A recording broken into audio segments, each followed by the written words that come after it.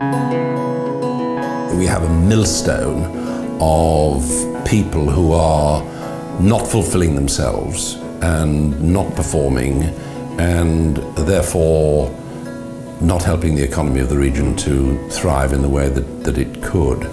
But the saddest thing about that, and the worst thing about that, is that they're not getting anything like as much out of their lives as they could do. The world is changing, it's complex, and so are young people's lives. And the people around them, their friends and their family and their communities, are misunderstanding them. And this is causing, real complications for these young people. We're responsible for the communities that a 15-year-old's growing up in. 15-year-olds not responsible for the community they grow up in. They're 15. 10 years ago, they'd only just come out of nappies. What our parents recognised as careers and how the world of work works has changed so much that actually maybe their understandings of what work is aren't actually very helpful right now.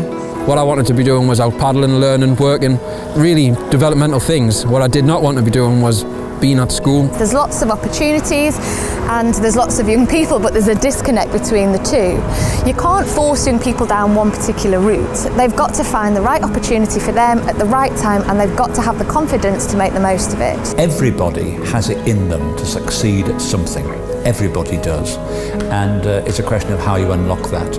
Our research findings were very interesting. The idea that we need to raise the aspirations of young people is not necessarily so. What we need to do is give them the opportunity to take advantage of their own aspirations. Self-determination theory posits that we need 3 different psychological needs to be met, and these are autonomy, relatedness, and competence. I think some of the most exciting work we do is to support young people to design their own project.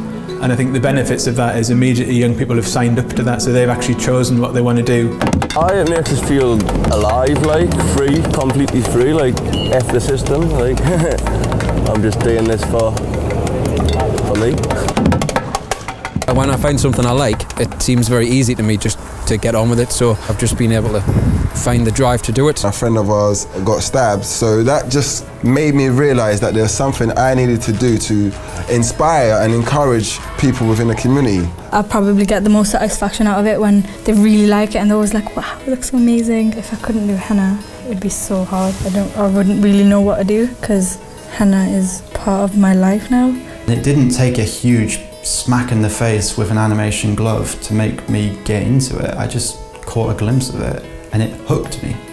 And I think that's what passion really is when it feels effortless.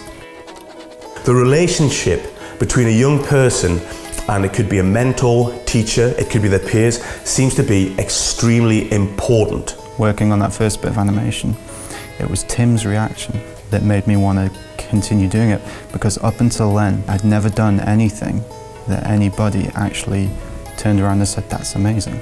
I think what's really important for young people to actually turn their dreams and thoughts into aspirations and actually get on the path and start achieving and doing things is that other people not only believe that it's maybe possible, but also talk about it as if it's going to happen.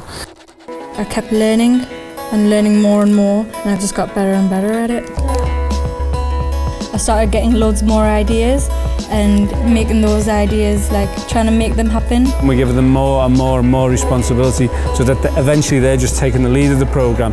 Because I've got years behind me, I find that slowly the crowd that surrounds me have changed, and they're now working for me and with me, and they're very much interested in what I think, which just happened by itself really over the time.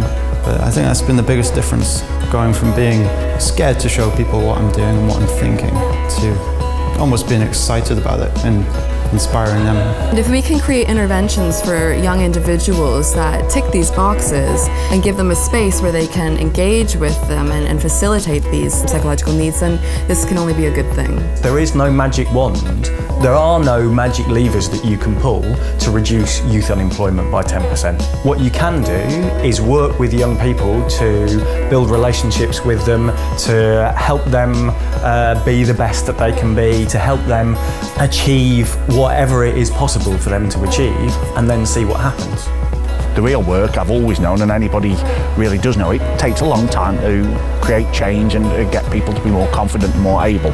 I've never been let down. I've been working with young people for over 30 years now. I think if you let people know that you trust in them, they usually rise their game. Whatever position I hold, I just hope to make a positive and impact towards other people. I'm doing something now, I'm becoming a nurse and I'm enjoying it. I want to be a henna artist and have my own legacy, really. I want to be a film director. I was just sat with the family, this is Christmas Day and Tyne Tees and Harry Potter, and Gary's advert comes on in the middle of this film on Christmas Day, and you just think actually someone in a school can get anywhere really, can get as far as they want to get.